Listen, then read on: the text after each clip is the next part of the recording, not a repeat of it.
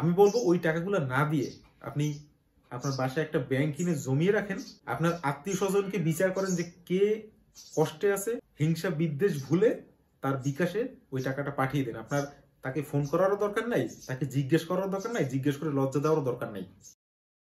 পুরোনো একটা আরবি কথা আছে যে উপরওয়ালা যখন সবকিছু সৃষ্টি করার পরে মানুষকে সৃষ্টি করছে, তখন সে নিজেই হতভম্ব হয়ে গেছে যে এ আমি কি সৃষ্টি করলাম, এবং তারপর থেকে সে যে তার সৃষ্টি সেটা বন্ধ করে দিছে, যে এরপর যা সৃষ্টি করার ভালো খারাপ এই মানুষই সৃষ্টি করতে পারবে, আমার আর দরকার নাই সৃষ্টি করার। আজকে ভিডিওর প্রথমে এই কথাটা কেন বললাম, একটা ভিডিও ক্লিপ দেখাই।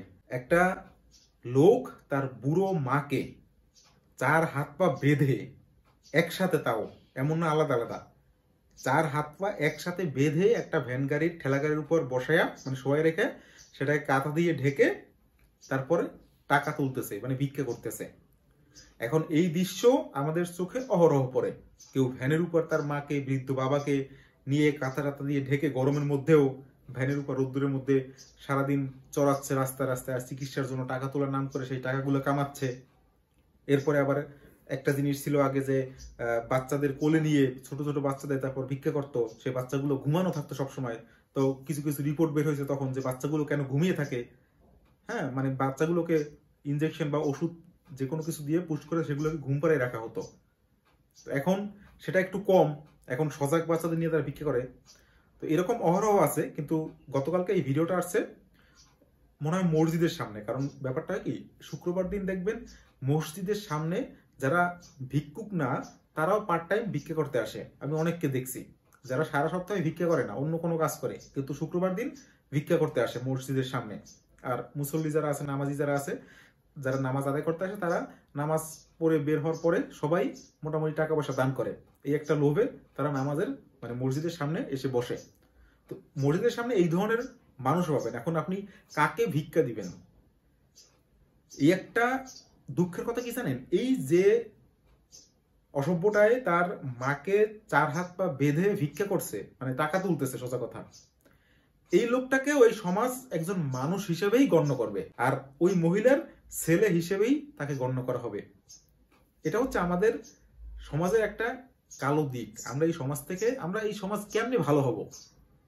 আমরা একটা জিনিস দেখি, ওই যে এই লোকটা যখন এই কাজটা করছে তখন তাকে মব অ্যাটাক করা হয়েছে, বিচার ওইখানেই শেষ। কিন্তু এই জিনিসটা যে করছে, কেন করছে, সে তার নৈতিকতাটা কেন সৃষ্টি হয় না, সেইটা কি এই মব অ্যাটাক দিয়ে সৃষ্টি করা সম্ভব না। আমরা শুধু মরালিটির কথা বলি, বড় বড় নীতির কথা বলি, নৈতিক কথা বলি, আমরা ভাষণ দিতে পছন্দ করি, নীতি নিয়ে, নৈতিকতা নিয়ে, ধর্ম নিয়ে ভাষণ দিতে পছন্দ করি, এটা করো না, ওটা করো না।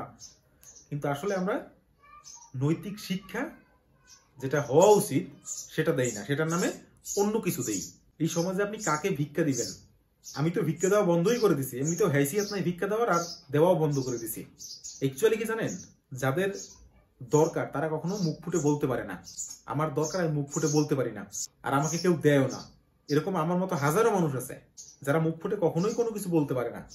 তাদেরকে যদি আপনি 500 টাকা দেন, তাহলে তারা সারা জীবন মনে রাখবে, নাকি ওই ভিখারিকে 1000 টাকা দেওয়া।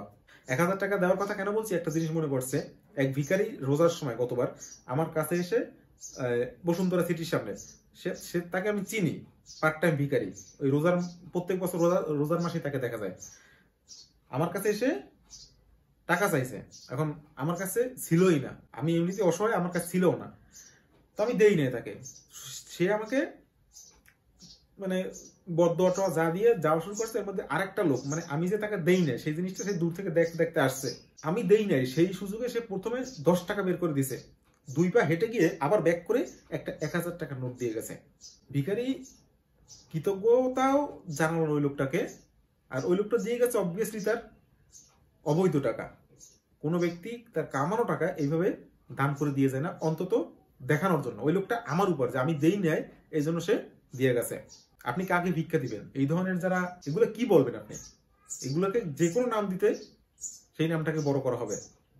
ছেলে সন্তান তো বলাই যাবে না, মানুষ বললেও এদেরকে বড় করে বলা হয়। এই হচ্ছে সমাজের পরিস্থিতি। এরপর থেকে ভিক্ষা দেওয়ার আগে আমি বলবো ওই টাকাগুলো না দিয়ে আপনি আপনার বাসায় একটা ব্যাংক কিনে জমিয়ে রাখেন, আপনার আত্মীয় স্বজনকে বিচার করেন যে কে কষ্টে আছে, হিংসা বিদ্বেষ ভুলে তার বিকাশে ওই টাকাটা পাঠিয়ে দেন। আপনার তাকে ফোন করারও দরকার নাই, তাকে জিজ্ঞেস করারও দরকার নাই, জিজ্ঞেস করে লজ্জা দেওয়ারও দরকার নাই। যদি পারেন এই জিনিসটা করেন। কারণ এই যে রাস্তায় যারা বের হয় এর 99.99% ফ্রড।